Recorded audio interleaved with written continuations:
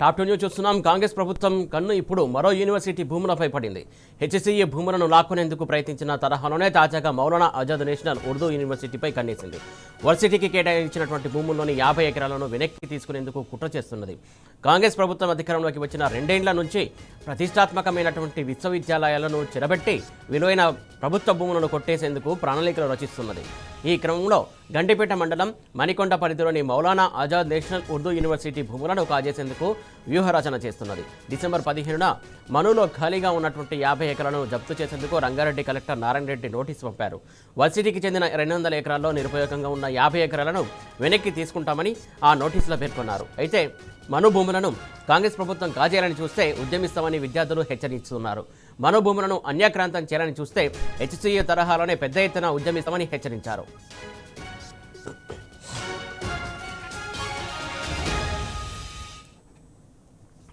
ఇక ఇటు మను యూనివర్సిటీకి సంబంధించినటువంటి భూములను కూడా కాంగ్రెస్ సర్కారు కన్నుపడింది. అవి కూడా కాజేసేందుకు కుట్ర పన్నుతుంది. దీనికి సంబంధించి పూర్తి అప్డేట్స్ మా కరెస్పాండెంట్ అక్రమ్ అందిస్తారు. అక్రమ్ చెప్పండి. సురేష్, మౌలానా ఆజాద్ నేషనల్ ఉర్దూ యూనివర్సిటీకి చెందిన భూములను రేవంత్ ప్రభుత్వం స్వాధీనం చేసుకునే ప్రయత్నం చేస్తుంది. వర్సిటీకి చెందిన 200 ఎకరాల భూమిలో 50 ఎకరాలను ఉపయోగకరంగా లేదని దాన్ని సాకుగా చూపి వెనక్కి తీసుకునే కుట్ర పన్నుతుంది. హెచ్సి భూముల వ్యవహారం మరొక ముందే మరో యూనివర్సిటీ భూములను లాక్కునే ప్రయత్నం రేవంత్ రెడ్డి చేస్తున్నారు. హెచ్సి భూములను లాక్కునే ప్రణాళిక బెడిసి కొట్టడంతో గచ్చిబౌలి ఉర్దూ యూనివర్సిటీపై రేవంత్ రెడ్డి ప్రభుత్వం కన్నుపడింది. హెచ్సి వ్యవహారంలో కాంగ్రెస్ ప్రభుత్వానికి సుప్రీంకోర్టు చివాట్లు పెట్టింది. దీంతో రేవంత్ రెడ్డి వెనక్కి తగ్గారు. ఇప్పుడు రంగారెడ్డి జిల్లా గండిపేట మండలం మణికొండ పరిధిలోని మౌలానా ఆజాద్ నేషనల్ ఉర్దూ యూనివర్సిటీపై కన్నేశారు.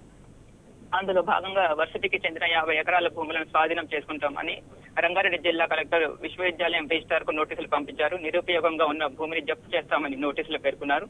దీనికి స్పందిస్తూ రిజిస్ట్రార్ లేఖ రాశారు.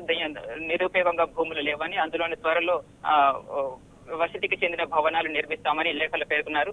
అయితే ఈ విషయం బయటికి రావడంతో విద్యావేత్తలు, విద్యార్థి నాయకులు ఆగ్రహం వ్యక్తం చేస్తున్నారు. వర్సిటీ భూములను కాజేయాలని చూస్తే మరో ఉద్యమం తప్పదని హెచ్చరిస్తున్నారు.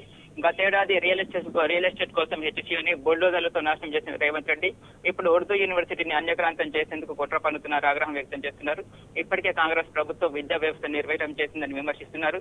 రియల్ ఎస్టేటే కాస్త ఒక పరమావధిగా రేవంత్ రెడ్డి నడుచుకుంటున్నారని, కాంగ్రెస్ పాలన సాగుతుందని ఆక్షేపించారు.